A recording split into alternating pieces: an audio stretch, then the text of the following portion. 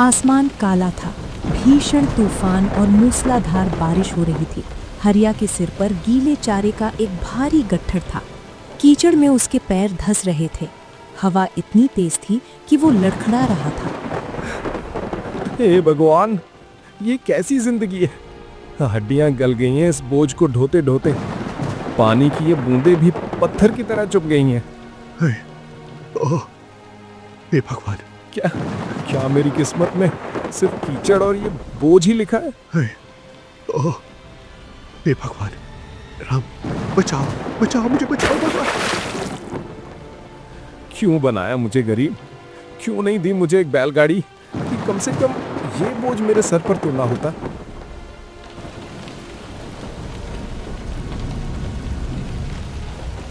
हरिया जैसे तैसे घर पहुंचता है। झोपड़ी की छत से पानी टपक रहा था। उसके 2 छोटे बच्चे गोलू और पिंकी कोने में सिमटकर बैठे थे। पत्नी कमला बर्तन रखकर पानी रोकने की कोशिश कर रही थी।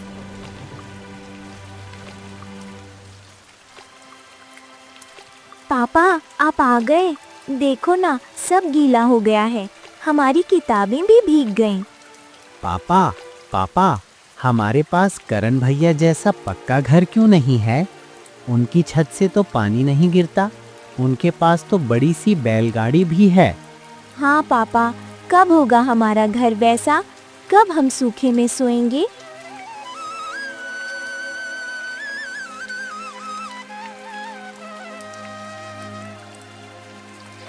हरिया के पास कोई जवाब नहीं था। वो अपनी फटी चादर से बच्चों को ढकता है और उन्हें गले लगा लेता है। होगा बेटा, एक दिन हमारा भी घर होगा। तुम बस सो जा, ऊपर वाला देख रहा है। आज घर में आटा नहीं है जी। बारिश की वजह से लकड़ियां भी गीली हैं। चूल्हा नहीं चलेगा। आज भूखे ही सोना पड़ेगा। उस रात चारों खाली पेट टपकती छत के नीचे एक दूसरे से चिपक कर सो जाते हैं।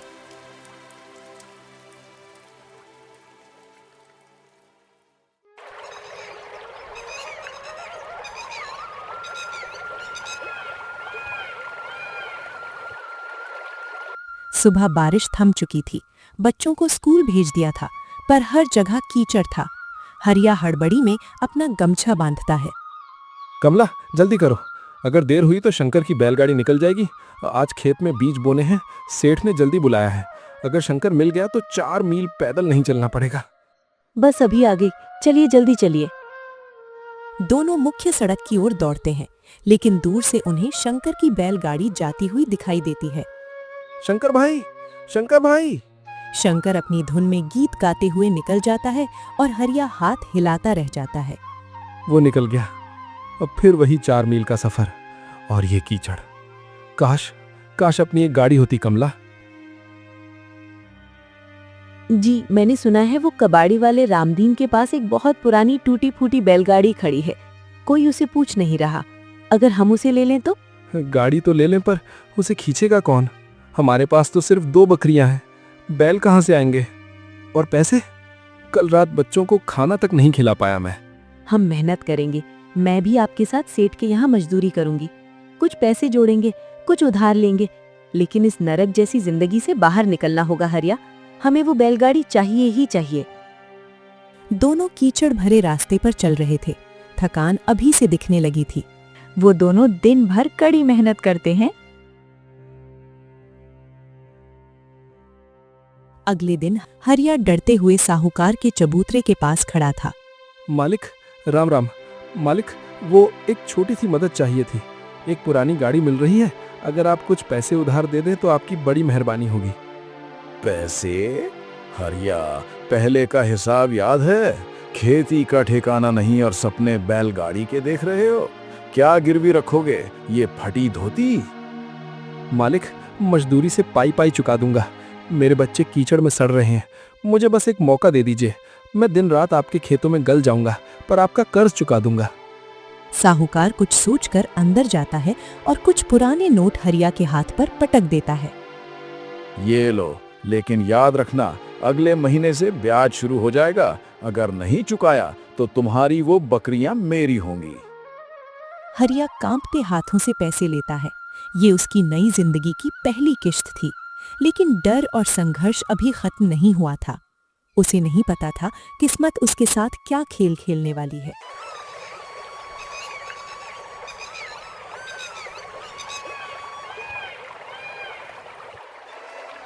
अगले दिन हरिया और कमला उस पुरानी बैलगाड़ी को खरीदने जाते हैं। गाड़ी की हालत जर्जर थी, लकड़ी सड़ चुकी थी, एक पहिया टेढ़ा था और जुआ टूटा हुआ था। देख ले हरिया, 5,000 रुपए में इससे बेहतर कुछ नहीं मिलेगा।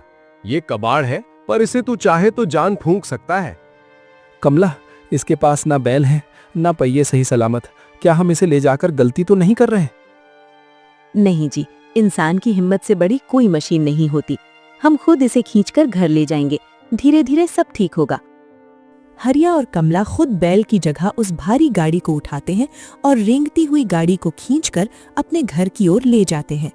रास्ते में लोग उन पर हंसते हैं, पर हरिया का ध्यान सिर्फ अपनी मंजिल पर था। हरिया गाड़ी को ठीक करने की कोशिश कर रहा था। उसके पास बैल खरीदने के पैसे नहीं थे, इसलिए वो अपनी 2 बकरियों को गाड़ी के पास खड़ा करके रो पड़ता है। बकरियों से गाड़ी कैसे खिंचवाऊं?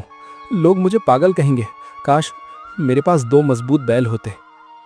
जी दुखी मत होइए, मैंने सुना है कि गांव के पीछे वाले नाले के पास एक किसान का बूढ़ा बैल है जो अब खेती के काम का नहीं रहा। शायद वो हमें सस्ते में मिल जाए। लेकिन उसके लिए भी पैसे तो चाहिए कमला। कहाँ से लाएंगे इतने पैसे? जी अभी तो हमने जमींदार से पैसे उधार लिए हैं। आप कल मजदूरी वाले सेठ से भी पूछ लेना, वैसे भी उन्होंने 1 महीने की आय दी नहीं है। हरिया सेठ के पास मजदूरी के लिए चला जाता है। सूरज सिर पर था। हरिया पसीने से लथपथ अनाज की बोरियां लाद रहा था। सेठ धनपत राय एक ऊंचे तख्त पर बैठा हुक्का पी रहा था।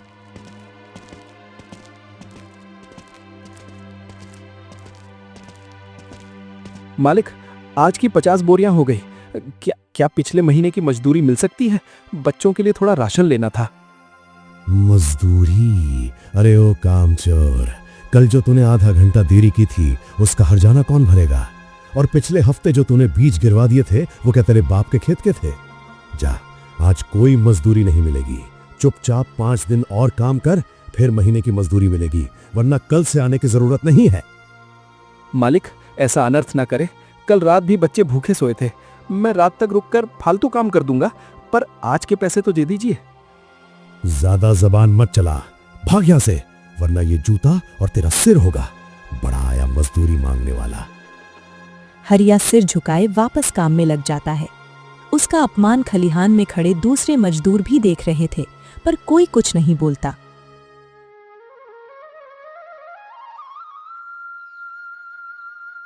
अगले कुछ दिनों की कड़ी मेहनत के बाद हरिया अपनी पत्नी के गहने बेचकर और दिन रात सेठ की गालियां खाकर एक बूढ़ा बैल जुटा पाता है। अब उसके पास अपनी एक टूटी फूटी बैलगाड़ी तैयार थी। हरिया नहीं जानता था ईश्वर उसको किस दिशा में ले जा रहा है। उसने बस अपनी सुविधा के लिए बैलगाड़ी खरीद ली थी। एक सुबह हरिया अपनी गाड़ी लेकर खेत की ओर निकल ही रहा था कि उसका पड़ोसी रामू दौड़ता हुआ आया। रामू बहुत परेशान था। अरे हरिया भाई रुको, एक बड़ी विपदा आ गई है। मुझे शहर से अपनी फसल के लिए खास बीज लाने थे, पर आज कोई सवारी नहीं मिल रही। शहर 10 मील दूर है, पैदल बोरियां लाना तो असंभव है। तुम्हारी बैलगाड़ी मिल जाती तो काम आसान हो जाता। रामू भाई, मेरी गाड़ी अभी पूरी तरह ठीक नहीं है और ये बैल भी बूढ़ा है। पता नहीं इतनी दूर जा पाएगा या नहीं। हरिया झिझक रहा था। वो बैलगाड़ी देना नहीं चाहता था। वो बहाना बनाकर घर के अंदर गया और कमला से बात की। कमला, रामू गाड़ी मांग रहा है। मैं उसे देना नहीं चाहता। अगर टूट गई तो हमारे पास मरम्मत के पैसे भी नहीं हैं। सुनिए, रामू की जरूरत बड़ी है, पर हम इसे मुफ्त में नहीं देंगे। आप उससे कहिए कि बैल के क्यारे और गाड़ी की घिसाई के बदले वो 50 रुपए दे दे। वो शहर जाएगा तो उसका भी समय बचेगा और हमें भी थोड़े पैसे मिल जाएंगे। क्या 50 रुपए? गांव में कोई किसी को मदद के बदले पैसे देता है क्या? ये मदद नहीं, सेवा है। उसका काम आसान हो रहा है तो उसे कुछ तो देना ही होगा। हरिया बाहर आता है। उसका दिल धड़क रहा था। रामू भाई, बात ऐसी है कि गाड़ी की हालत नाजुक है। अगर मैं आपको इसे दूं तो मुझे चारे और मरम्मत के लिए कुछ पैसे चाहिए होंगे। क्या आप 50 रुपए दे पाएंगे? अरे बस 50 रुपए? भाई अगर मैं शहर की बड़ी गाड़ी करता तो वो 200 मांगता। ये लो 50 रुपए, और तुम्हारा बहुत बहुत शुक्रिया। रामू पैसे हरिया के हाथ में रखकर गाड़ी लेकर चला जाता है। हरिया उन 50 रुपयों को देखता रह जाता है। ये उसकी जिंदगी की पहली कमाई थी जो उसने पसीने से नहीं, अपनी संपत्ति से कमाई थी। उस दिन हरिया और कोमल पैदल ही खेत की ओर जा रहे थे, परंतु वे खुश थे कि आज उन्हें बिना कोई काम के 50 रुपए मिल गए। वो दोनों दिन भर कड़ी मेहनत करते हैं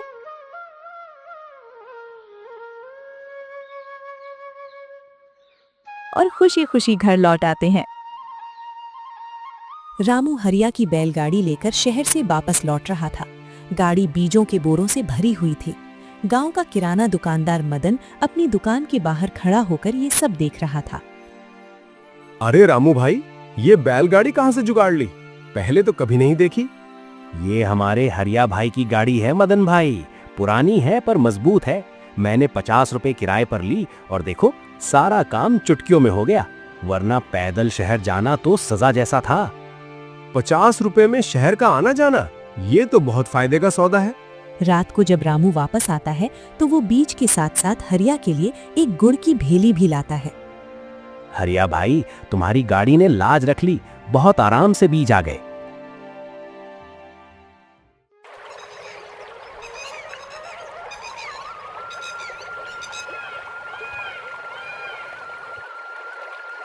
अगले दिन हरिया खेत निकलने की तैयारी कर रहा था। तभी मदन दुकानदार वहां पहुंचता है। राम राम हरिया भाई, सुनिए, मुझे अपनी दुकान का सामान लाने के लिए शहर के 3 चक्कर लगाने पड़ते हैं। सर पर बोझा ढोने में जान निकल जाती है। क्या आप आज मुझे अपनी गाड़ी किराए पर दे सकते हैं? मैं भी 50 रुपए दे दूंगा। मदन भाई, आज तो मुझे और कमला को खेत पर काम करने जाना है। बिना गाड़ी के हमें पैदल जाना होगा। मदन भाई, आप गाड़ी ले जाइए। बस एक काम कीजिएगा, जाते समय हमको खेत पर छोड़ दीजिएगा और आते समय वहीं से उठा लीजिएगा। इससे आपका काम भी हो जाएगा और हमें पैदल भी नहीं चलना पड़ेगा। अरे ये तो बहुत अच्छी बात है। चलो हरिया भाई, बैठो गाड़ी पर। दिन भर हरिया और कमला कड़कती धूप में काम करते रहे।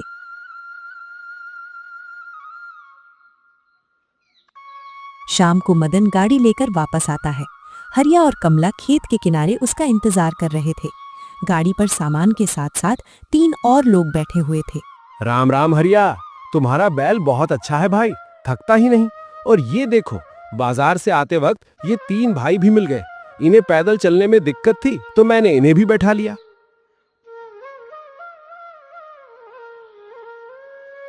उन तीनों लोगों ने उतरते समय मदन को 10-10 रुपए दिए। कमला ये सब देख रही थी। जैसे ही मदन गया, कमला की दिमाग की बत्ती जली। जी आपने देखा, मदन भाई ने तो सामान ढोया ही, साथ में सवारियां भी ले आए। गांव से बाजार तक रोज दर्जनों लोग पैदल जाते हैं। क्यों ना हम इस गाड़ी को सवारी ढोने के काम में भी लगा दें? पर कमला, क्या लोग हमें पैसे देंगे? क्यों नहीं देंगे? चिलचिलाती धूप में 4 मील पैदल चलने से अच्छा लोग 10-10 रुपए देना पसंद करेंगे। जब आपके पास खेती का काम ना हो तब आप चक्कर लगाया कीजिए। गांव में अब ये बात फैल गई थी कि हरिया की बैलगाड़ी सबसे सस्ती और आरामदायक सवारी है। अब हरिया का रुतबा बदल गया था। उसने उस पुरानी गाड़ी की मरम्मत करवाकर उसे सुंदर बनवा लिया था। कमला, आज की कमाई देखो। अब तो लोग पहले से ही बुकिंग करा लेते हैं। पर दुख इस बात का है कि आज मुझे 4 लोगों को मना करना पड़ा क्योंकि गाड़ी में जगह नहीं थी। तो फिर देर किस बात की? हमारे पास अब थोड़े पैसे जमा हो गए हैं। क्यों ना हम एक और गाड़ी खरीद लें? एक आप चलाना और एक के लिए हम किसी और को मजदूरी पर रख लेंगे।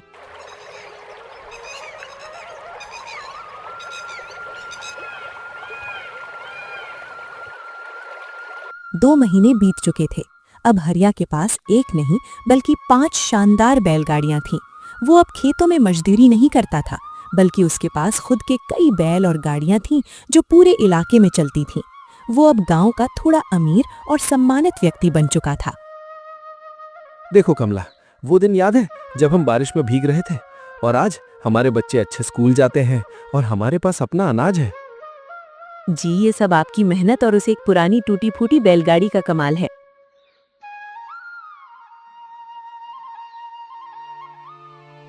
एक रात चारों तरफ सन्नाटा था। तभी हरिया के दरवाजे पर जोर जोर से दस्तक होती है। हरिया, ओ हरिया बेटा, दरवाजा खोलो, मेरी मदद करो, मेरा बेटा मर जाएगा। हरिया लालटेन लेकर बाहर निकलता है। सामने वही सेठ धनपत राय खड़ा था जो कभी हरिया को जूता दिखाता था। आज उसकी पगड़ी ढीली थी, आंखें सूजी हुई थीं और वो कांप रहा था। सेठ जी, आप इस वक्त? क्या हुआ? मेरा इकलौता बेटा, उसे बहुत तेज जहर चढ़ गया है। किसी जहरीले कीड़े ने काट लिया है। हकीम जी ने कहा है कि अगर 2 घंटे के भीतर इसे शहर के बड़े अस्पताल नहीं पहुंचाया गया तो ये नहीं बचेगा। तो आप अपनी गाड़ी निकालिए सेठ जी, आपके पास तो सबसे मजबूत बैल है। यही तो मेरी फूटी किस्मत है हरिया। मेरा मुख्य बैल आज शाम से ही बीमार होकर बैठ गया है, उठ ही नहीं रहा। गांव में किसी और के पास गाड़ी नहीं मिल रही। हरिया, मुझे एक बैलगाड़ी दे दो, मैं तुम्हारे पैर पकड़ता हूँ, मेरे बच्चे की जान बचा लो।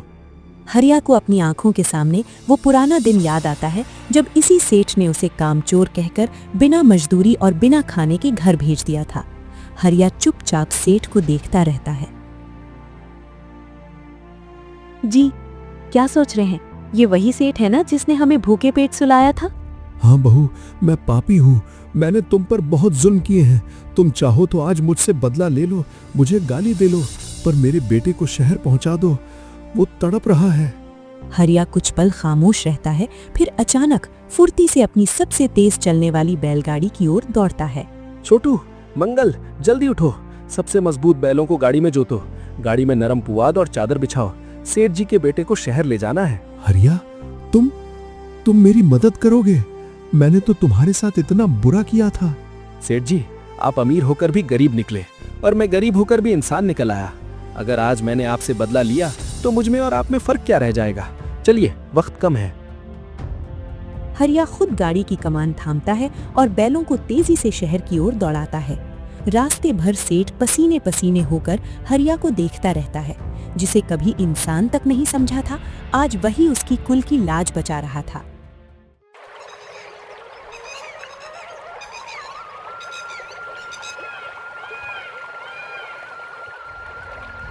सुबह जब सूरज निकलता है, शहर के अस्पताल से खबर आती है कि बच्चा अब खतरे से बाहर है। सेठ फूट फूट कर रोता है और हरिया के हाथों को चूम लेता है। आज हरिया की बैलगाड़ी ने सिर्फ एक जान नहीं बचाई थी, बल्कि एक इंसान के भीतर के अहंकार को भी मार दिया था।